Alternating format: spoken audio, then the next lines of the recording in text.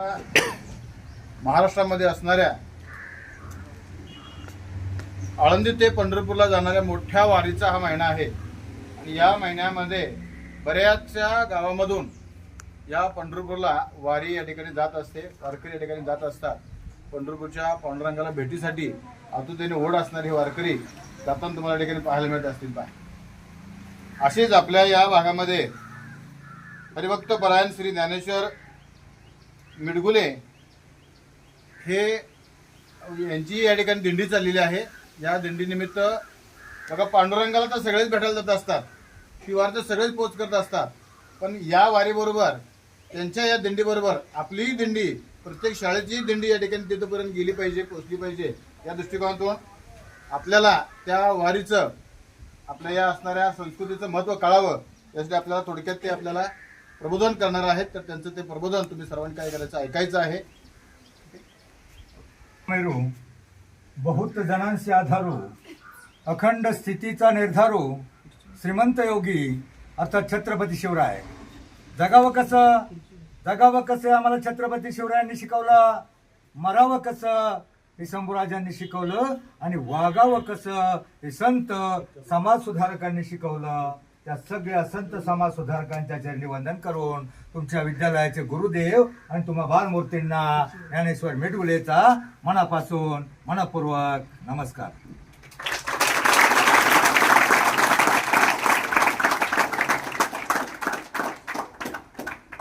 ज्ञानियाचा वाहतुक्याचा वंश तुमचा तोच आहे. आपल्याही रक्तात थोडा ईश्वराचा अंश आहे. ईश्वर, देव म्हणजे तरी काय असतं मला सांगा. आपल्याकडं देवांची संख्या किती कोटी म्हणली जाते? 33 कोटी. मग पण 33 कोटी म्हणजे 33 प्रकारचे. तुम्ही 33 देवांची नावं सांगू शकणार नाही. 33 कोटी म्हणजे 33 प्रकारची अशी संकल्पना असावी. पण आजही माझ्या मतानं आपल्या देशामध्ये जिथे जागते, हसते, खेळते, जिवंत असे 33 कोटी देव आहेत. कोणते आहेत? तो दुष्ट वागणारा देव होऊ शकतो का? वाईट वागणारा, व्यभिचारी, दुराचारी, अनाचारी, कुविचारी, विकृत, काय ना. मग देव आहे 33 कोटी. पण कोणते? बरोबर सरकारी आकडेवारी 33 कोटी आहे बघा. माहिती आहे का तुम्हाला? माहिती आहे. बालवाडीपासून मास्टर डिग्री पर्यंत ते निष्पाप, निरपेक्ष, सात्विक, निर्भेळ वृत्तीचे जे विद्यार्थी, त्यांची सरकारी आकडेवारी बरोबर 33 कोटी आहे. आणि तुम्ही निष्पाप असे विद्यार्थी, तुम्हीच खरे आमच्यासाठी देव आहात. आणि तुमच्यातलं देव पण टिकवण्यासाठी, जगवण्यासाठी, जागवण्यासाठी आमच्या संत निळोबाराय दिंडीतर्फे हा छोटासा प्रयत्न. ना रावळी ना देवळी, ना रावळी ना देवळी, ना कोणत्या विटेवा विद्या मंदिरात साक्षात 33 कोटी देव तुम्हीच खरे देव आहात. तुमच्यातला देव पण आयुष्यामध्ये गमावू नका. बघा, 4 युग झाली. त्रेतायुग, द्वापारयुग, सत्ययुग, कलियुग. आताचं कोणतं युग आहे? त्रेतायुगामध्ये देव आणि राक्षस वेगवेगळ्या लोकांमध्ये राहत होते. देवलोक आणि दानवलोक वेगवेगळा होता. त्याच्यानंतर आलं सत्ययुग. सत्ययुगामध्ये देव आणि राक्षस एकाच लोकामध्ये राहत होते. म्हणजे पृथ्वीवर राम अयोध्येला, रावण श्रीलंकेमध्ये. त्याच्यानंतर आलं द्वापारयुग. द्वापारयुगामध्ये देव आणि राक्षस एकाच घरामध्ये, एकाच वाड्यामध्ये, एकाच भावकीमध्ये राहत होते. म्हणजे कौरव पांडव, दुर्योधन दुशासन आणि युधिष्ठिर अर्जुन. म्हणजे जे चांगलं वागणारा ते देव होते. वाईट वागले त्याला राक्षसाला 10 तोंड नव्हती, फक्त रावणाला होती. मग राक्षस म्हणजे कोण? जो वाईट वागतो तो राक्षस. आता त्या कलियुगामध्ये देव आणि राक्षस कुठे राहतात?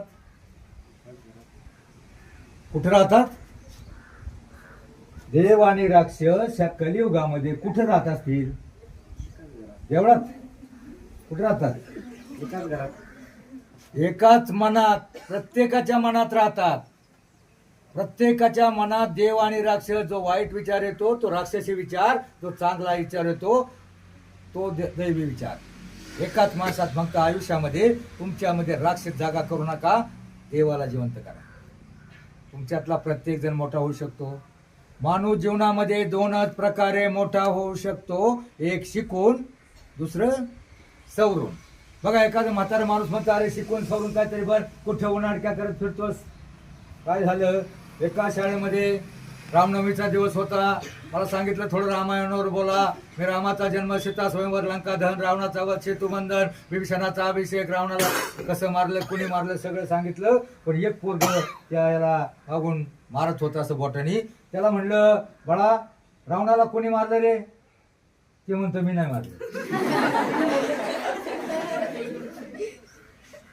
त्यासाठी तुमचं लक्ष एकमेकांना टोचण्यात नको. तुमचं लक्ष काय आहे सध्या? लक्ष म्हणजे ध्येय. बघा त्या अर्जुनाला फक्त माशाचा डोळा दिसत होता म्हणून त्याने त्याचं लक्ष अचूकपणे छेदलं. तसं तुम्हाला तुमचं लक्ष काय आहे सध्या? टीव्ही, मोबाईल, डीजे, पाटलांचा बैलगाडा? काय लक्ष काय आहे तुमचं? तुमचं लक्ष आहे शिक्षण. मुलांनो शिक्षण म्हणजे शून्यातून विश्व निर्माण करण्याचा मार्ग. बघा शून्याला काय अर्थ असतो का? पण शून्याच्या मागे जर आकडेलेले 1 2 3 4 5 6 7 8 9 मोठा आकडा तयार होतो. शिक्षण म्हणजे स्वतःवर स्वर्ग गाठण्याचा मार्ग. लोक मेल्यावर स्वर्गात जाण्याची इच्छा व्यक्त करतात, पण शिकला सवरलेला माणूस या पृथ्वी तलावर स्वर्ग उभा करू शकतो, इतकी ताकद या शिक्षणामध्ये आहे. फक्त तुम्ही वाईट घेऊ नका. तुमचे काही शत्रू आहेत तुम्हाला मोठं होऊन देणार नाही. आतले शत्रू आळस, कंटाळा, बेफिकिरी यांना बाहेर काढा. त्यापेक्षाही भयंकर डेंजर काही तुमचे जाणी दुश्मन आहेत जे तुम्हाला फार आवडतात. मोबाईल, टीव्ही, डीजे आणि बैलगाडा हे तुम्हाला मोठे होऊन देणार नाही. तुम्हाला प्रत्येकाला मोठं व्हायचं आहे जीवनामध्ये. तुम्हाला बघा तुम्हाला प्रत्येकाला, तुम्ही खेडेगावचे आहात म्हणजे तुम्हाला पोहता येते ना? पोहता आलं पाहिजे, बोलता आलं पाहिजे आणि गाता आलं पाहिजे. सगळ्यांना येते का? कोणाला येत नाही पोहतात कोणाला? मुलीला एखाद्या काय झालं, किती शिकला बॅरिस्टर झाला आणि पोहता नाही आलं ना, बोट पलटली का गेला का? पोहता कोणाला येते? 15 ऑगस्ट 26 जानेवारीला भाषण कोण करतंय? बघा आपण महात्मा ज्योतिबा फुले किंवा सावित्रीबाई फुलेच्या जयंतीला तुम्ही भाषण करता ना, काय भाषण करता? एक डायलॉग आहे बरं त्यांना ठराविक, आम्ही सावित्रीच्या मुली म्हणता ना, आम्ही सावित्रीच्या लेकी, आम्ही सावित्रीच्या मुली. आणि मला सांगा मुलींनो, तुमच्यातलं कुणाचं नाव सावित्री आहे? नाही. तुमची नाव काय? एक जाहिरात आहे बघा, वॉशिंग पावडर, निरमा, रेखा, हेमा, जया आणि पात्रा. नाही जया पत्रा काहीतरी, माझं शब्द, माझं 72 चालू आहे, शब्द अडखळतात थोडे. तर मला सांगतो तुमची नावं सुद्धा अलीकडे काय. आता मला सांगा, जिजाऊ सावित्री जर जन्मल्यात नाही, शिवरायकडून तयार होणार. तुम्हाला प्रत्येकाला बोलता आलं पाहिजे. बोलता का आलं पाहिजे? उद्या तुम्ही शिकाल, नोकरी तुम्हाला करायची असेल तर तुम्ही इंटरव्ह्यूला गेला आणि तिथं ते प्रश्न विचारतील, कोणत्या शाळेत शिकत होता, तुला काय येतं, काय बोल. तू जर बोलताना अडखळला तर मग केलं तर गेला घरी. तुम्हाला बोलता आलं पाहिजे. आणि बोलता येण्यासाठी काय केलं पाहिजे? बोलता येण्यासाठी पहिले तुम्हाला गाता आलं पाहिजे. तुम्हाला जर गाता आलं ना, एखादा अभंग तुम्ही म्हटला तर गाण्याला लय सापडते बघा, गाण्यातून लय सापडते बघा. आमच्या लहानपणी नवनाथ ग्रंथ लागायचा. मी 5वीला असताना ग्रंथ वागायचे. स्वस्ती श्री कथा भक्ती सार, समंत गोरक्ष काव्य तिमय आगार, सदा परिसोत भाविक चतुर, चतुर्थाध्याय गोडहा किंवा ज्ञानेश्वरी. ओम नमो जाद्या वेद प्रतिपाद्या, ओम श्री संवेदा आत्मरूपा, देवा तुच गणेशू सकाळमती प्रकाशू, म्हणे निवृत्ती दासो अवधारिजो. तुम्ही पुराण पोथी अभंग कमीत कमी हरिपाठ वाटला. तुमच्या डोक्यात तोंडामध्ये जर अभंग आला किंवा एखादं गीता, भागवत, ज्ञानेश्वरी काही, भीष्मा असं म्हणे कुंतीनंदन, आता करू कोण हाचे पूजन, ते ऐकावे सावधान, एक चित्ते करून या. म्हणजे गाता आलं ना तर बोलता येतं. मी लहानपणापासून पोथी वाचायचो, अभंग म्हणायचो, म्हणून ते म्हणता बोलायला शिकलो. नॉन स्टॉप 3.5 तास बोलतो मी. तुम्हाला 3.5 सकाळी संध्याकाळी 5 पर्यंत इथंच बसायचं. जमल का? भूक लागेल ना, हे याला काळजी पडली. तर तुम्हाला बोलता का आलं पाहिजे.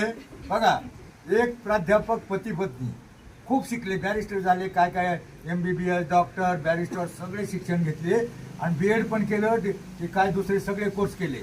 आता त्यांना असं वाटलं आपल्या देशामध्ये गेले 15-20 वर्ष शिक्षक भरती बंद आहे आणि घेतले तर कॉन्ट्रॅक्टर घेतात 15,000 10,000.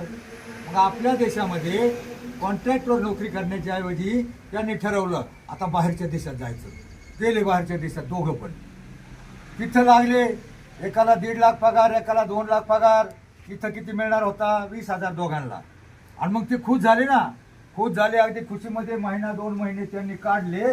पण त्याच्यानंतर त्यांच्या असं डोक्यात आलं, त्यांनी तिथली संस्कृती पाहिली. त्यांच्या देशामध्ये त्यांची जोडपी फार तर वर्ष 6 महिने 7 महिने. आपल्याकडे बघा, आपल्या महिला वट सावित्रीच्या दिवशी वडाला 7 फेऱ्या घालतात. काय म्हणतात? 7 जन्म मला हा पती लागू दे. पण त्यांच्याकडे 7 महिने मुश्किलने झाले. कारण स्वामी विवेकानंद ज्या वेळेला शिकागोच्या धर्म परिषदेत गेले, सांगण्याजोगं काय होतं? त्यांच्याकडं सगळी भाषणं केली होती मोठमोठ्या अमेरिका इंग्लंड सगळ्या देशांनी. आमच्याकडे वाफेचं इंजिन निघालं, सुधारणा झाल्या, गाडी निघाली, घोडं निघालं, काय काय सांगितलं, बड्या मारल्या. त्यावेळेस आपल्याकडे काहीही नव्हतं. स्वामी विवेकानंदांना सगळं भारत भ्रमण केल्यावर त्यांना दिसलं होतं आपलं दुःख, दारिद्र्य, गरिबी, अज्ञान, अंधश्रद्धा याच्यामध्ये आपला देश पिचला आहे. आणि मग त्यांनी तिथं सांगण्याजोगं काय होतं, पण पाऊस यायला लागला. आपले ग्रंथ संत गीता, भागवत, ज्ञानेश्वरी आपले सगळं हे सांगितल्यानंतर त्यांनी तिथं सांगितलं, काय सांगितलं? त्यांच्या देशामध्ये पोरग 7-8 वर्षाचं झालं का त्याला काय करतात?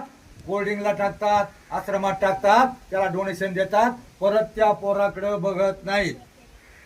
कुटुंब व्यवस्था विविध, त्यांच्या अख्खी 5 कोटी अख्ख्या देशामध्ये, 5 कोटी तर आपल्या महाराष्ट्रात जास्त आहे.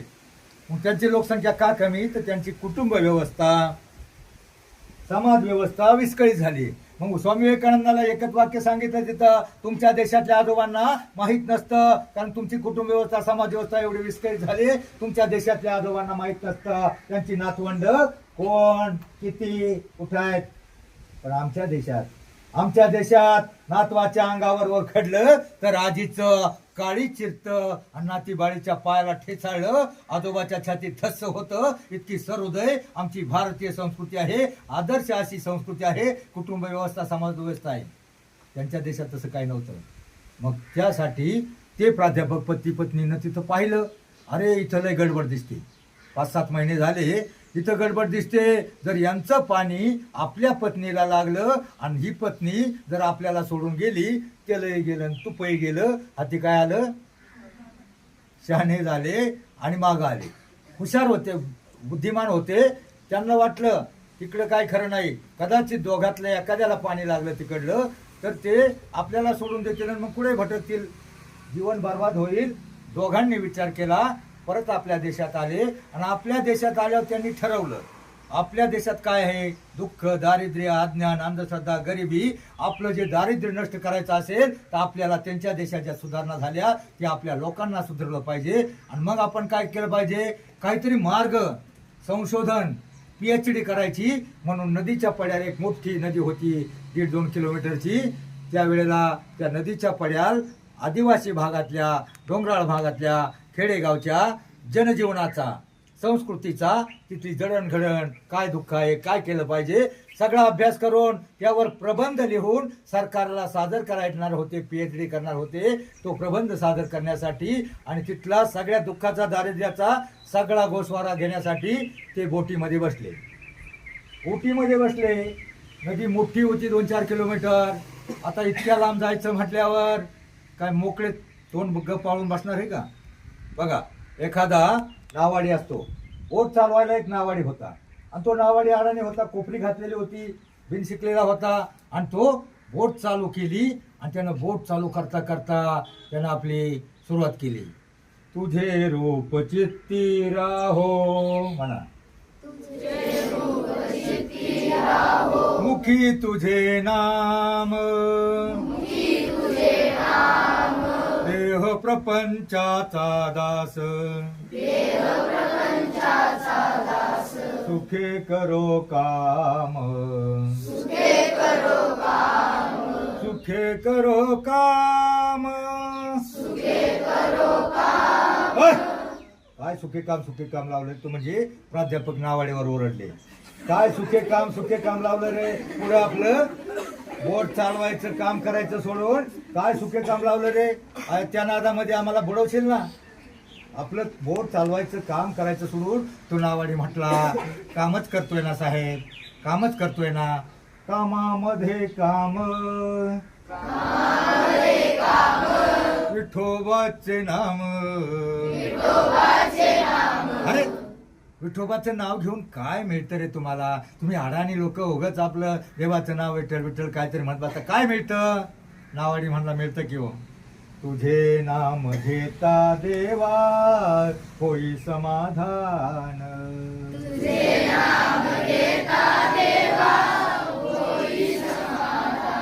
अरे समाधानच मिळतं ना. दुसरं काय दिलं रे देवाने तुला? काय दिलं? दिलं की हो? दुसरं दिलं की हो?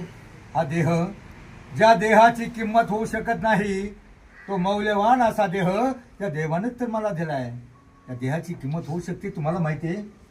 एक अवयव, या देहातला एक अवयव महाराष्ट्राचे माजी मुख्यमंत्री विलासराव देशमुख, दिल्लीच्या तख्ताला धडक देऊ शकणारा एकमेव नेता, ज्यांनी अण्णा हजारेचं आंदोलन मागं घेण्यासाठी महत्वाची भूमिका बजावली, ते त्यांचं लिव्हर खराब झालं होतं. काय लिव्हर खराब झालं होतं?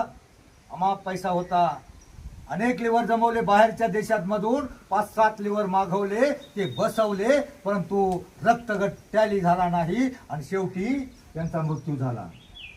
त्यांच्या मैतीला शेकडो हेलिकॉप्टर, हजारो गाड्या, लाखो पब्लिक जमलं होतं, पण त्यातला एकही मायेचा बोट त्यांना त्यांचं लिव्हर उपलब्ध करून देण्यासाठी समोर येऊ शकला नाही. एवढा एक एक किमती अवयव या देहामध्ये असतो आणि हा अख्खा देह त्या देवानं तर मला दिलाय. कशासाठी? देवे दिला देह भजना गोमटा. अरे देह तर सगळ्यांना दिलाय, देह तर सगळ्यांना दिलाय. अजून काय दिवे लावले रे तुझ्या देवानं? नावाडी म्हटला लावले की हो? कुणाचे हे जल, कुणाची हवाही, कुणी लावला या आभाळी दिवाही. आपल्याला जगण्यासाठी जी पंच महाभूत आप, तेज, वायू, पृथ्वी, आकाश, जल हे सगळं देवानं तर दिलंय. आणि मग त्या नावाड्यानं दिलेली उत्तर ऐकून तो प्राध्यापक चाट झाला. त्याला म्हटला, त्याची फिरकी घेण्यासाठी म्हटला, अरे फारच हुशार दिसतोयस, फारच हुशार दिसतोयस. मला सांग, तुला बीजगणित येतं का? बीजगणित येतं? नावाडी म्हटला, बीजगणिताचा माझा काय संबंध? मी पहिल्या दिवशी एकच दिवशी शाळेमध्ये गेलो आणि त्यातली ती उजाळणी का 12 खडी ती अक्षर मला राक्षसा एवढाली मोठाली वाटली. घेऊन जे पळालो, बोटीत येऊन बसलो, बोट चालवाय शिकलो, व्यवस्थित चाललंय. आणि बीजगणिताचं मला काय करायचे? मला फक्त एक साधं गणित कळतं. एक माणूस बोटीत बसला 10 रुपये, 2 माणसं बोटीत बसली 20 रुपये, काढा 20 रुपये. अरे अजून बोट किती लांब जायचे? बरं ठीक आहे, 20 रुपये घे. हे 20 रुपये देतो, हे घे 20 रुपये. परंतु तुला सांगतो, मला ते देव गॉड विठ्ठल त्याची फार ॲलर्जी आहे. परत देव गॉड विठ्ठल असं काही बोंबलायचं नाही. आणि तू अडाणी, तुला काही साधं बीजगणित कळत नाही. तुला बीजगणित कळत नाही तर तुझं 50% आयुष्य वाया गेलं. परत देव गॉड विठ्ठल काही वरडायचं नाही. ही चॉकलेट घे, तोंडात घाल, खिचकी गोलो खिचखिच दूर करो. प्राध्यापकानं नावाला चॉकलेट दिली, नावाड्यानं चॉकलेट तोंडामध्ये घातले, वल्ले मारायला लागला, चॉकलेट चघळायला लागला. चॉकलेट चघळता चघळता खुशीमध्ये आला. आता मला सांग, चॉकलेट कशी असते बाळा? जरा खाऊन बघ. चॉकलेट चघळता चघळता नावाडी म्हटला, साहेब ग्वाडे, हा ग्वाडे. अरे तुला सांगितलं ना, there is no god, there is, देव नसतोच मुळे. तुला सांगितलं, अरे इंटरनेटचा जमाना आहे, तू काय नुसता देवदेव करत बसलास. देव जग कुठं चंद्रावर चाललं तुला माहित आहे का? आम्ही कुठल्या महत्वाच्या कामाला पलीकडे चाललो आहे. पलीकडल्या जनजीवनाचा अभ्यास करून त्यावर अभ्यास करून प्रबंध लिहून हे बाळा मागून 2 नंबर रावणाला कोणी मारलं रे तू नाही ना हा तू नाही मारला मग चल ताट बस सर आम्ही का फिरतो याचं महत्वाचं कारण सांगतो. महाराष्ट्रामध्ये प्रत्येक गावामध्ये एवढं प्रदूषण झालंय. प्रत्येक गावातली 10 ते 12% मुलं बिगर लग्नाची आहेत आणि ती कोणती आत्ता जी लक्ष देत नाहीत टंगळ मंगळ करतात नीट शिकत नाहीत नोकरी धंदा पकडत नाहीत आणि मग तुकार बेकार पुढाऱ्याच्या नादी लागून धाब्यावर जाऊन बिघडतात डीजे पुढे जाऊन नाचून बिघडतात ऑर्केस्ट्रा पुढे नाचून बिघडतात आपलं करिअर करत नाहीत नोकरी पकडत नाहीत नोकरी धंदा पकडत नाहीत आणि ज्याला नोकरी नाही त्याला कोण देणार छोकरी. आणि मग मी याच्यासाठी आलो मला माहिती आहे तुम्ही राष्ट्रपती नाही होऊ शकणार तुम्ही राष्ट्रपती नाही होऊ शकणार परंतु कमीत कमी APJ अब्दुल कलाम ज्ञानी जैल सिंग किंवा कोण जे राष्ट्रपती नाही होऊ शकणार कमीत कमी तुम्ही पती व्हावा यासाठी माझा प्रयत्न आहे. त्यामुळे वापरू नका जर ताड बसा कारण तुमची बॅटरी इतकी फुल चार्जिंग करून देणार इतकी फुल कमीत कमी तुमची लग्न होईपर्यंत उतरणार नाही. तर आता मी काय सांगत होतो कोणाचं लक्ष आहे काय सांगत होतो हा गॉड हा म्हटलं परत देवगॉड विठ्ठल काही ओरडायचं नाही. नावाड्यानं चॉकलेट तोंडात घातली चगडायला लागला चगळता त्याला गोड लागली आणि तो म्हणला साहेब वाडे हा वाडे अरे तुला सांगितलं ना देर इज नो गॉड परत बोंबलायचं ना देव गॉड विठ्ठल मला फार एलर्जी आहे आम्ही कसल्या महत्वाच्या कामाला पलीकडे झालोय माहिती आहे तुला पलीकडे जाऊन सगळ्या जनजीवनाचा अभ्यास करून त्यावर प्रबंध लिहून PhD करणार आहोत. PhD करते का तुला नावाडी म्हटला PhD नाही पण खिचडी करते आई एकादशीला करते मस्त लागते. अरे अरे अरे तुला साधं PhD कळत नाही तुझं 75% आयुष्य वाया गेलं. त्या वेळेला नावाडी म्हणला जाऊ द्या गेलं ते गेलं नावाडी वल्ले मारायला लागला वाया गेलं म्हणल्या नावाड्यानं वल्ले मारता मारता अरे वाया गेलं म्हणत म्हणायला लागला आणि मग म्हणायला लागला गेला जन्म वाया म्हणा मिठी पडली पंढरी राया माझ्या विठ्ठला. अरे तुला सांगितलं ना परत देव गॉड विठ्ठल परत विठ्ठला तुला शेवटची वॉर्निंग देतो परत जर देव गॉड विठ्ठल काय म्हणला ना हे कानामागे जाळ काढेल लाखो गंती विधा चमकतील तुझ्या डोळ्यासमोर.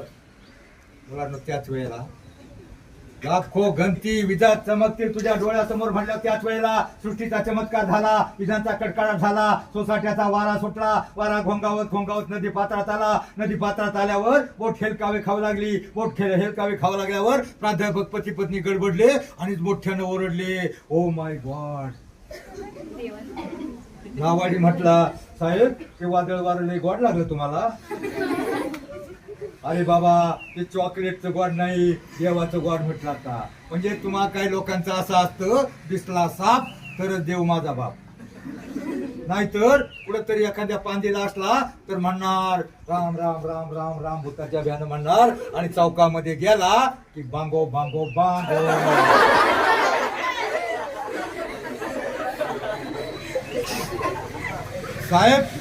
साहेब तुम्ही लईच भेलेला दिसता लई घाबरलेला दिसता मला सांगा साहेब तुम्हाला पाहता येतं आणि मग प्राध्यापक पती पत्नीनं एकमेकाकडे पाहिलं आणि कानावर ठेवले म्हणले नो माय गॉड. नावाडी म्हणला साहेब एवढ्या गॉटमॅट काय भाषा वापरता तुम्हाला साधं पोहता येत नाही तर तुमचं 100% आयुष्य वाया गेलं. असं म्हणून नावाड्यानं उडी मारली हात मारत तो किनाऱ्याला पोहोचला मागं वळून पाहिलं बोट पलटी झाली होती आणि पलटी झाल्यावर प्राध्यापक पती पत्नी गटांगळ्या खात होते तोंड वर आलं तेवढ्यावर म्हणत होते ओ माय गॉड. आता तो आपल्या बापाचा नोकर यायच्या वेळेला त्यावेळेला तू नावाडी बघत होता मला अरे मानसा तू येडा की खुळार देवा पुढे माणूस पाला पाचोळार.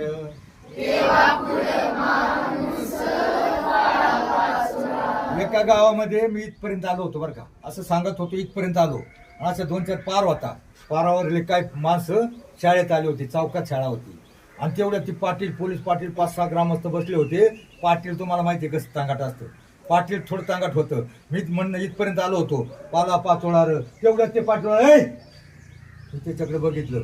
पाटील मला म्हटलं तुला काय नाही, पण मुख्याध्यापकाला वळलं तुमचा पिऊन आला होता का काय. तो मला म्हटला शाळेत कार्यक्रम आहे म्हणून मी आलो.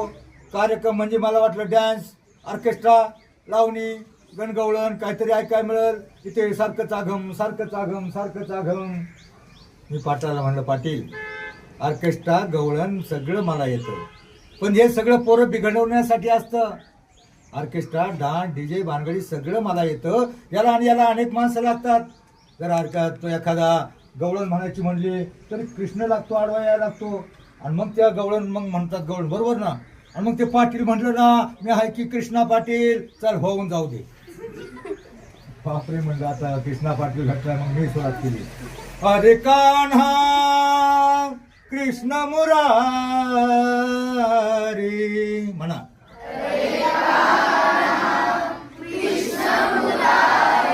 नको आडवू तू गिरधारी, सांज ढळली मला जाऊ दे घरी. भेटू या रे यमुनेच्या तिरी. आता आपणही नंतर भेटू, वेळ संपत आलेला आहे. मला माहिती आहे तुम्हाला कंटाळा आला असेल, पण तुम्हाला त्या संतांचे विचार, आपल्या जे संतांचे विचार आहे ना, फक्त संतांचे आणि शिवरायांचे विचार, या 2 विचारावरच आपल्या लेकी बाळी मुली बाळी सुरक्षित आहे. कारण तुम्ही बघता आजकाल 3 वर्षाची मुलगी सुरक्षित नाही का, या देहामध्ये जो असलेला देव त्याच्याऐवजी राक्षस जास्त झाले, अनेक अवतार झाले. पहिले अनेक अवतार झाले राक्षसांना मारण्यासाठी. मत्स्य, कच्छ, वराह, राम, परशुराम, कृष्ण सगळे अवतार कशासाठी झाले, राक्षसाला मारण्यासाठी. आणि आत्ता हा विठ्ठलाचा एकच अवतार आहे, कुणाला मारण्यासाठी नाही, सगळ्यांना तारण्यासाठी. सगळ्यात ते वाईट गुण आहेत ना ते गुण घालून त्यांच्यामध्ये चांगला देव निर्माण करण्यासाठी, माणसातला राक्षस हटवून त्यांच्यातला. कारण कुणाला मारणार, प्रत्येक गावामध्ये राक्षस तयार व्हायला लागले. कुणाला मारणार, फक्त कटेवर हात ठेवून बघतोय कोण चांगलं वागतोय, कोण अभंग म्हणतोय. आणि फक्त त्या कलियुगामध्ये एकच मार्ग आहे बघा. पहिला त्रेतायुगामध्ये यज्ञ, या नंतर सतयुगामध्ये जप तप, त्याच्यानंतर द्वापार युगामध्ये प्रार्थना भक्ती, आणि आता ह्या कलियुगामध्ये एकच मार्ग आहे, ते म्हणजे भजन भक्ती प्रार्थना. आणि हेच देवाला आळवण्याचा मार्ग आहे. मग मुलांनो आयुष्यामध्ये 2 अभंग पाठ करा, फक्त 2 अभंग पाठ करा, त्याप्रमाणे वागण्याचा प्रयत्न करा. बघा एक हरिपाठामध्ये 38 नंबरचा अभंग आहे. हरिपाठामध्ये एक 38 नंबरचा अभंग आहे. अवघाची संसार सुखाचा करीन. अवघाची संसार म्हणजे कोणाचा म्हटले बाळू, कोणाचा म्हटले अवघाची संसार सुखाचा करीन. कोणाचा म्हटलं, आपल्या घरातला म्हटलंय का, पप्पा मम्मी गुड्डी नुड्डू चौघांचा म्हटलंय का. अवघाची संसार म्हणजे अख्खा विश्वाचा जगाचा संसार सुखाचा करील आणि आनंद भरीन तिन्ही लोक, म्हणजे स्वर्ग मृत्यू पाताळ सगळीकडे आनंद निर्माण करील. आणि हा आनंद निर्माण होण्यासाठी संतांचे विचार, संतांची अभंग डोक्यामध्ये घ्या. कारण तो विठ्ठल तिथं बसलेला आहे, बघतोय तो सगळं. त्याच्या हातामध्ये शस्त्र नाही, पहिलं प्रत्येक देवाच्या हातामध्ये शस्त्र होतं. श्रीकृष्णाच्या हातामध्ये सुदर्शन चक्र, कुणाच्या हातामध्ये गदा, कुणाच्या आधी खड्ग, कुणाच्या आधी धनुष्यबाण, प्रत्येकाच्या हातामध्ये शस्त्र होतं. हे शस्त्र घेऊन उभा नाही, तो फक्त बघतोय कोण चांगलं म्हणतोय, कोण अभंग. 2 अभंग ज्याचे पाठ असतील त्याचे जीवन कधीच भंग होणार नाही. एक अवघाची संसार सुखाचा करीन आणि दुसरा सावता महाराजांचा अभंग कांदा मुळा भाजी. माहिती आहे ना, सावता महाराजांचं गाव आरण, कधी पंढरपूरला गेले नाही. आपल्या शेतामध्ये काम करता करता मोठ चालू करायचे, पाणी द्यायचे, कांदा मळा भाजी पिकवायचे. आपल्या कामातच त्यांनी देव पाहिला होता. आपल्या कामातच देव पाहिला होता. आणि काम करता करता मोठ चालू करायचे. बैल पुढे जायला लागली. पहिली मोठ असायची, आता इंजिन निघाल्यात. मोठवरलं गाणं म्हणतात बघा. काही काही मोठ चालू केल्यावर मोठचं गाणं वेगळं असतं. तर शिरपा देवाची कृपा झाली औंदा छान र छान, गाव मोठ वरच गाणं, गाव मोठ वरच गाणं. हा हा, तो असं नाही म्हणायचा. तो काय म्हणायचा, विठ्ठलाचा भक्त होता. तो मनामध्ये विठ्ठलाचं नामस्मरण सारखं विठ्ठल विठ्ठल असायचं. मोठ चालू झाली का त्याचं आपलं सुरू व्हायचं. विठ्ठल विठ्ठल विठ्ठला हरी ओम विठ्ठला,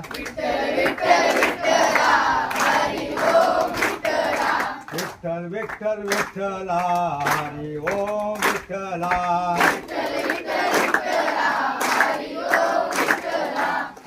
जोरान टाळी वाजव. तुम्हाला एक शास्त्रीय कारण सांगतो. तुम्ही जर जोराने विठ्ठल म्हणला, जोरान टाळ्या वाजवल्या ना, आयुष्यात कुठली कोणती बिमारी होणार नाही, कोणते होणार नाही ते सांगतो. फक्त जोराने विठ्ठल म्हणा आणि तुमचं युट्यूबला तुम्ही दिसणार आहे. आणि जोराने टाळी वाजवा. तुम्हाला शास्त्रीय कारण सांगतो. विठ्ठल विठ्ठल जय हरी विठ्ठल, विठ्ठल विठ्ठल जय हरी विठ्ठल, विठ्ठल विठ्ठल विठ्ठल विठ्ठल, विठ्ठल विठ्ठल विठ्ठल विठ्ठल विठ्ठल विठ्ठल. खरोखर त्याने जोरात टाळी वाजवली. हाताला झिंझिंग आल्या का नाही? हाताला झिंझिंग काय झालं, हातातलं सगळं रक्त आपलं शहरातून वर खाली जायला लागलं. आणि विठ्ठल विठ्ठल या शब्दावर जर जोर दिला ना, आपल्या पोटामध्ये, अंतरंगामध्ये, हृदयामध्ये कंपन्या निर्माण होतात. आणि मग कंपन्या निर्माण झाल्यावर, हाताला झिंझिने आल्यावर आपल्या सगळ्या रक्तवाहिन्या, डोक्याच्या केसापासून पायाच्या नाकापर्यंत सगळ्या रक्तवाहिन्या प्रवाहित होतात. 2 दिवसातून फक्त 10 मिनिटं एखादा अभंग म्हणल, विठ्ठल विठ्ठल म्हणून टाळ्या वाजवील, त्याला आयुष्यामध्ये बीपी, शुगर, रक्तदाब, मधुमेह, कोलेस्ट्रॉल, चरबी, कॅन्सर, अटॅक येणारच नाही. अटॅक म्हणजे काय असतं सर, एक रक्तवाहिनी बंद होते, बरोबर ना? मग ती का होते? आता आपण लय आळस करतो, सारखं मोबाईल पुढं, सारखं टीव्ही पुढं, आणि शरीराची हालचाल नसते. हालचाल न झाल्यामुळं, व्यायाम न झाल्यामुळं घरचं सफाई करा. आई वडिलांना मदत करा कामामध्ये. अर्धा तास काम केलं पाहिजे, घाम निघला पाहिजे. इथं शाळेत आल्यावर सफाई करा, पण तुम्ही वाकलं पाहिजे, हालचाल केली पाहिजे. नाही तर बसल्या जाग्यावर काय होतं, माणसाला चरबी सुटते, मग बीपी, शुगर. आणि म्हातारपणामध्ये एका माणसाला नीट करण्यासाठी लाखो रुपये लागतात. आपल्याला घर विकावं लागतं, जमीन विकावं लागते. म्हणून आत्तापासून व्यायाम करा, व्यायामाची सवय असू द्या. आणि दुसरं, पंढरपूरच्या विठ्ठलाला काय आवड आहे? तुळशी माळा गळा. म्हणजे गळ्यामध्ये माळ असली तर चांगलं. काय होतं, आता बरेच लोक मटण खातात, मला माहिती आहे तुमच्यातले 50%च्या वर खातात ना. मटणामध्ये काय असतं, आपण त्याला म्हणतो चिकन. एक चिकन असतं आणि एक मटण असतं. आता चिकन कोणाचं असतं? कोंबडीचं. कोंबड्या कुठं असतात? आता घरी नाही पाळती, पोल्ट्रीमध्ये असतात, बरोबर. आणि पोल्ट्रीमध्ये कोंबड्या वाढवण्यासाठी बघा, तशा कोंबड्या वाढण्यासाठी 60 ते 65 दिवस लागतात. पण पोल्ट्रीतली कोंबडी ते इंजेक्शन देऊन देऊन देऊन 30 दिवसात फुगवतात. आणि 30 दिवसात फुगवलेलं चिकन आपण खातो, त्याच्यात ताकद नसते. फक्त ते चिकन चाललं का त्याने जे फुगवलंय ना, माणूस फक्त फुगत फुगत फुगत जातो. ताकद नाही. कारण ताकद नाही. तुमच्या माहितीसाठी भारताचे आपले 3 हिंद केसरी शाकाहारी होते. ताकद नसते त्याच्यात. आणि मटण कुठलं असतं? आता शेतकरी कोणतं बकरून येणार विकायला? आता त्याला खर्चायला पैसे नाहीत. कोणतं बकरून येतो? शेलकन येतो का? अरे म्हणतो हे कोंगाटले, हे रोगाटलेलं बकरू तो विकायला नेतो, आणि ते आपण खातो. आणि मग खाल्ल्यावर काय होणार? रोगाटणार. सगळे रोग बघा, सगळे रोग, swine flu, bird flu, corona, आणि मागं तो एक आता मलेरिया टाईप कोणता साईडचा रोग. सगळे रोग प्राण्यापासून आले. कोंबड्यापासून, बकऱ्यापासून, डुकरापासून आणि वटवागळापासून सगळे रोग प्राण्यापासून आले. त्यामुळं माझी विनंती आहे, अहो त्याच्यामध्ये बघा, एखादं बकरू गाडी खाली गेलं आणि ते रक्त निघालं, ते आपल्याला लय गोड वाटतं का? सुवास घेतो का आपण त्याचा? हेच वाटते ना. आणि मग तेच आपण धुवून काळ्या पिशवीमध्ये घरी येतं, त्याला मसाला टाकला जातो. त्या मसाल्यामध्ये मसाल्यामुळं चांगलं लागतं, त्याच्यामध्ये ताकद नसते म्हणून शक्यतो. कारण जसा आहार तसा विचार. तसा आहार तुम्ही जसं खाल तसं. चांगला आहार घेतला तर तुम्ही चांगलं वागायला देवासारखं वागाल, आणि वाईट आहार घेतला तर तुम्ही पशु पक्षी. आणि त्यातला एक दुसरा धोका सांगतो, ते केसाळ प्राणी असतात बघा. कोंबड्याला केस असतात, बकऱ्याला केस असतात, त्याच्या लोकरीचे हे करतो. किंवा सगळ्या प्राण्यांना जे जे मटण आहे ना, पार गाढवापासून डुकरापासून बैलापासून सगळ्यांना केस असतात. आणि ते खाल्ल्यामुळं जसं ज्याचा त्याचा एक गुण आपल्यामध्ये येतो बघा. आता मुलांना लव येते, समजा त्यांना मिशा सापडून जातात, पण त्यामुळं मुलींनाही बघा, मुलींनाही लव यायला लागते. आणि तिला वाटतं कशी काय लव आली कोणाच ठाऊक. त्यामुळं खाऊ नका, कारण तुमचं सौंदर्य तर जातच, पण तुम्हाला आयुष्यभर काहीतरी फील होतं. म्हणून वाईट खाऊ नका. आणि त्याच्यामध्ये ताकद आहे का? ताकद नाही. तुम्ही सगळ्यात वाईट प्राणी, सगळ्यात ताकदवान कोणता प्राणी असतो? हत्ती. हत्ती पाहिला का तुम्ही? किती ताकद असते, रेलला तरी तो हे जातो. मग हत्ती खातो काय? खातो मटण खातो का? हा. बैल, बैल किती ताकद असतो, सगळं आपला शेतात लावत ओढतो ना, मग त्याला ताकद असते, तो मटण खातो का? घोडा, घोडा किती वेगवान असतो, सगळ्यात फास्ट पळे रेस लागते. मग घोडा म्हणजे हॉर्स पॉवर. त्या घोड्याच्या वेगावरनं आपल्या इंजिनची याची पॉवर मापली जाते. घोडा मटण खातो का? मग मटण त्याच्यामध्ये ताकद नाही. पण माझी विनंती आहे, जमलं तर माळ घाला, तुम्ही नक्की मोठे व्हाल. कारण त्याच्यामध्ये तो याच्यासाठी बसला आहे. असं एका ज्योतिषानं सांगितलंय, इथून पुढलं आपण का होतं, भूकंप का येतात, एवढी लोक का मरतात, काल हार होतात. भोपाळला दुर्घटना झाली, किंवा बऱ्याच प्रकारे कोरोना आला. कोरोनामध्ये कोण कोण गेले? गरीबाचं गेलं का? भिकारी गेला का? भिकारीला पाणी तरी होतं का? भिकारी पाहिला का कोरोनामध्ये रस्त्यावर पडलेला मरून? फक्त कोण गेले? मोठमोठे लोक गेले, शेठ सावकार गेले, यांच्याकडे लय पैसे ते गेले, लय जाडजूड होते ते गेले. मटण खाऊन किंवा आराम करून. एक तर आराम करून जाड होतो, दुसरं मटण खाऊन जातो. म्हणजे दोन्ही करू नका, आरामही करू नका. जीवनामध्ये आराम हराम आहे. म्हणून माझी विनंती आहे आयुष्यामध्ये, बस मी एक प्रश्न विचारणार आहे. प्रश्न असा आहे, आपल्याला ज्यांनी सुरक्षित केलं, रयतेसाठी राज्य केलं, ते छत्रपती शिवराय यांच्या दोन्ही मुलांची आणि सुनांची नावं काय? इतिहासाच्या पाणी पाणी अमर शिवप्रभूंची गाथा, छत्रपती शिवाजीच्या मुलांची आणि सुनांची.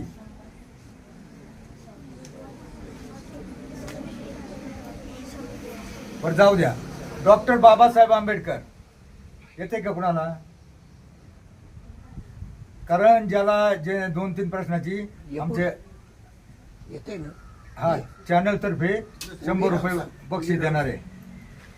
संभाजी महाराजांनी राजाराम महाराज, संभाजी महाराजांचं पत्नीचं नाव येसूबाई व राजाराम महाराजांच्या पत्नीचं नाव ताराबाई होतं. टाळ्या वाजवायच्यासाठी.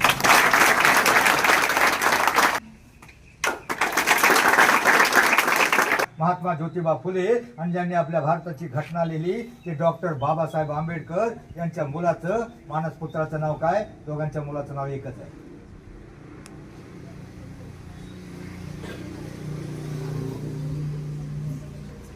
येत असला तर येऊन सांगा. डॉक्टर बाबासाहेब आंबेडकरांच्या आणि महात्मा फुलेंच्या मुलाचं नाव. बरं जाऊ द्या, तुम्हाला नाही येत, तुम्हाला तुमच्या आवडीचा प्रश्न विचारतो. एक पिक्चर फेमस झाला होता, सैराट, बरोबर? त्या सैराट मधल्या हिरोचं आणि त्याच्या मित्राचं सांगा पटकन.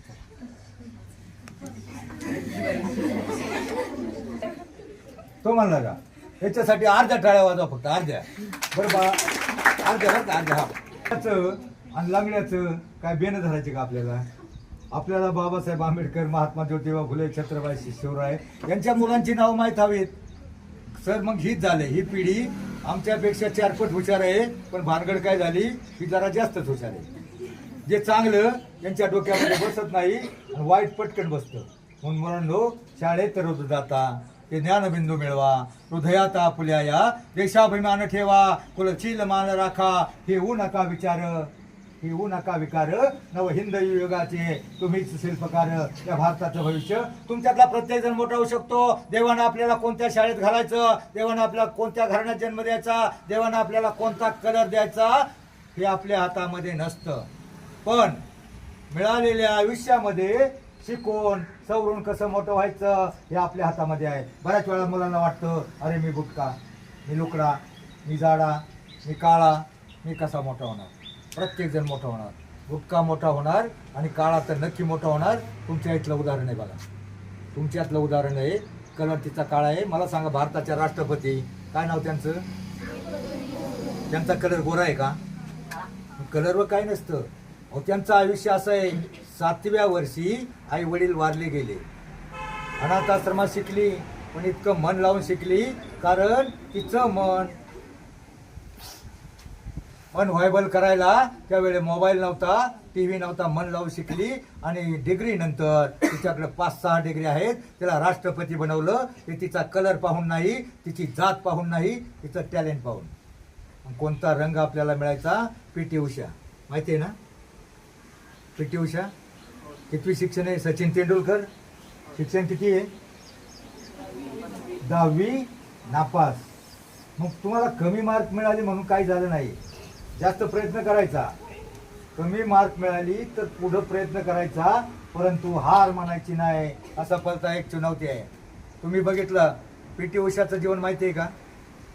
पी.टी. उषा तिला फार कंटाळा अभ्यासाचा. 7वी पर्यंत 15 दिवस दांड्या मारायची आणि मग गुरुजींनी 10वी पर्यंतची शाळा होती, मुख्याध्यापकांनी गुरुजींना पाठवलं, जा ही पोरगी काय येत नाही. ते गेले सायकलवर, त्यावेळेला मोटरसायकल नव्हत्या, सायकलवर गेले. तिनं पाहिलं गुरुजी आपल्याकडे सायकलवर आल्यात, म्हणल्यावर ती शेरड चालत होती डोंगराच्या कडेला आणि मग डोंगराला शेरड लावली होती. जसं गुरुजींना पाहिलं तसं ती पोरगी धूम तकाट वाऱ्यासारखी पळाली आणि डोंगरावर जाऊन बसली. गुरुजी बघतच राहिले, अरे पोरगी कायवान वाऱ्यासारखी पळाली. आणि मग गुरुजी परत गेले. दुसऱ्या दिवशी सकाळ सकाळ गुरुजी घरी आले. तिच्या बापाला म्हणले तिला शाळेत पाठवा. बाप तिला शाळेत घेऊन आला. पहिल्या दिवशी तिच्यात जे कौशल्य होतं ना ते काम गुरुजींनी केलं. मोठं ग्राउंड होतं, स्पर्धा घेतली, लांब उडी, उंच उडी आणि रनिंगची. 10वीच्या मुलीपेक्षा त्या 7वीच्या मुलीनं पहिला नंबर मिळवला आणि मुलीनं त्यावेळेला शिक्षकांनी तिला 10 रुपये बक्षीस दिले. 10 रुपये बक्षीस दिले. तिला फार बरं वाटलं आणि बरं वाटल्याच्या नंतर तिला शाळेची आवड निर्माण झाली. ती शाळा शिकायला लागली. ते मीराबाईचं भजन होतं बघा, 2 ओळी मागं म्हणा. जैसी लागी लगन मेरा हो गए मगन, वो तो गली गली हरि गुण गाने लगी. म्हणजे जैसी लागी लगन, मीराबाईला श्रीकृष्णाच्या भक्तीची एवढी आवड, एवढी गोडी निर्माण झाली होती. तशी गोडी तिला अभ्यासाची निर्माण झाली. ती काहीच येत नव्हतं, शिकायचं नव्हतं, तरी ती पास होत गेली. 7वी नंतर 8वी. 8वीला तिला तालुक्यावर संघातून पाठवलं शाळेच्या. तिनं तालुक्यात नंबर मिळवला. 9वीला गेल्यावर तिनं राज्यात नंबर मिळवला आणि 10वीला गेल्यावर तिला आपल्या देशाच्या स्पर्धेला पाठवलं. वयाच्या 16व्या वर्षी तिनं पदक मिळवलं. नंतर पुढच्याच वर्षी स्पर्धा होती, बाहेरच्या सगळ्या देशांचे प्रतिनिधी. 18व्या वयाच्या वर्षी तिला सगळ्या देशांच्या स्पर्धेमध्ये पाठवलं, परंतु तिचं पदक फक्त 9 सेकंदावर नव्हतं. किती सेकंदावर न? मग तिनं हार मानली का? हार मानली नाही. एखाद्या मुलाला कमी मार्क पडले किंवा शिक्षक थोडे रागावले, नाराज होतं, हार मानायची नाही. असफलता एक चुनौती है. असफलता एक चुनौती है, उसे स्वीकार करो. क्या कमी रह गई देखो और सुधार करो. जब तक सफल ना हो नींद चैन को त्यागो तुम, संघर्ष का रास्ता छोड़कर मत भागो तुम. क्योंकि कुछ किए बिना ही जय जयकार नहीं होती. कोशिश करने वालों की, प्रयत्न करायचा, कधी हार होणार नाही. बस मला वाटतं वेळ संपत आलेला असेल. त्या वाक्यातून तुम्ही काय घेतलं? जैसी लागी लगन. जैसी लागी लगन मेरा हो गई मगन. म्हणजे मीराबाईला श्रीकृष्णाच्या भक्तीची एवढी आवड, गोडी निर्माण झाली होती. तशी गोडी जर तुम्हाला अभ्यासाची निर्माण झाली आणि मीरा हो गई मगन म्हणजे मीराबाई श्रीकृष्णाच्या भक्तीमध्ये एवढी लीन तल्लीन मग्न झाले होते. तसे जर तुम्ही अभ्यासामध्ये मग्न झाला तर जगातली कोणतीही शक्ती, अगदी चीन, पाकिस्तान सुद्धा तुम्हाला मोठं होण्यापासून रोखू शकणार नाही. असं होणार आहे का? एखादा चीनचा सैनिक येईल, पाकिस्तानचा आतंकवादी येईल, म्हणले बाळ्या, नाळ्या, शेंबूर तळ्या. म्हणणार आहे का हे बाळ्या नाळ्या घालू का गोळ्या, लय अभ्यास करून कॅप्टन होऊ नको, कलेक्टर होऊ नको, लेफ्टनंट होऊ नको म्हणणार आहे का बाहेरचा कोणी? तुम्ही फक्त मन लावून मेराबाईचं एक भजन 2 ओळी डोक्यात घ्या, अवघाचे संसार सुखाचा करायचा आहे एवढं डोक्यात घ्या, 2 अभंग पाठ करा, तुमचं जीवन कधीच भरण होणार नाही. सावता महाराजांनी आपला देव आपल्या कामामध्ये पाहिला, कांदा मुळा भाजी विकवायची, तसा तुमचा देव सध्या कशामध्ये आहे बाई? टीव्ही मध्ये, अभ्यासामध्ये. बरोबर. विद्या हे गरिबाचं धन आहे आणि ते धन मिळवण्यासाठी हाच एक मार्ग आहे. हे असं धन आहे जगातला कोणताही चोरटा तुमच्यापासून हिरावून घेऊ शकत नाही. शिक्षण म्हणजे शून्यातून विश्व निर्माण करण्याचा मार्ग आणि हा मार्ग आता तुम्हाला मिळालेला आहे. म्हणून एक एक दिवस एक एक तासाचा उपयोग करा. बस आयुष्यामध्ये शिका इतकं, डिग्र्या कमी पडतील, जगा इतकं आयुष्य कमी पडेल, हसा इतकं आनंद कमी पडेल. दौडा असे कम नशिबाचा फासा निखळून पडेल, परंतु मुलांनो प्रयत्न इतका करा, अभ्यास इतका करा, त्या विठ्ठलाला पांडुरंगाला त्या देवांना तुम्हाला देणं भागत पडेल, देणं भागत पडेल. जय हिंद, जय महाराष्ट्र.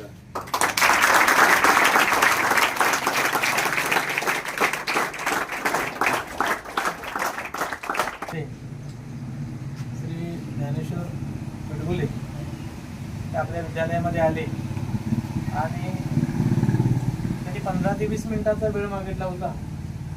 की भोसले सरांनी मगाशी सांगितलं की हा आषाढ महिना आहे आणि गोव्यापासून किंवा बेळगावपासून कर्नाटक, आंध्र ते आपल्या जवळची जी आपल्या महाराष्ट्राला लागून ज्या ज्या राज्याच्या सीमा आहेत त्या सगळ्या राज्यातून अनेक जे वैष्णव आहेत, अनेक जे वारकरी आहेत, हे पंढरीच्या पांडुरंगाच्या भेटीला हे निघालेले आहेत.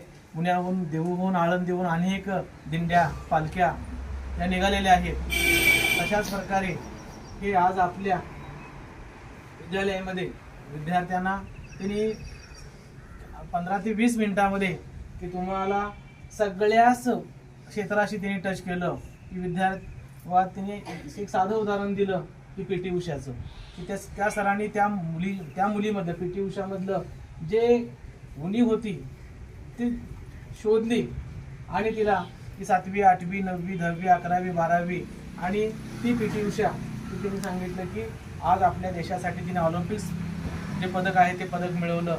त्याचबरोबर आपल्या भारताच्या ज्या राष्ट्रपती आहेत द्रौपदी मुर्मू की त्या रंगाने कशाही जरी असल्या तर बुद्धीच्या जोरावरती तुम्हाला शिक्षणापासून कोणी वंचित ठेवू शकत नाही. बुद्धीच्या जोरावर त्या आज आपल्या देशातल्या या प्रथम नागरिक आहेत. त्या म्हणजे तुम्हाला तुमचं वैगुण्य तुम्हाला हे कुठल्याही गोष्टीपासून लांब राहू शकत नाही.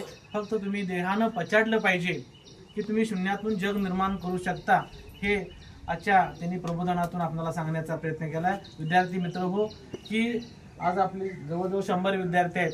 त्या 100 विद्यार्थ्यांपैकी 1-2 जर विद्यार्थ्यांनी यांचं जर प्रबोधन आपल्या सार्थकी लावण्याचं ठरवलं तर यांचं प्रबोधन नक्की आपल्याला काय ठरेल, उद्बोधक ठरेल, प्रेरक ठरेल आणि आपण चांगल्या प्रकारे जीवनामध्ये यशस्वी होऊ. अशा प्रकारे मी त्यांना ग्वाही देतो. आणि तुम्ही इथं आला आणि आमच्या विद्यार्थ्यांना उद्बोधन केलं त्याबद्दल मी संस्थेच्या आणि विद्यालयाच्या वतीनं तुमचा मोठं व्हायचं का? मी अर्धा मिनिटाचा एक मार्ग सांगतो.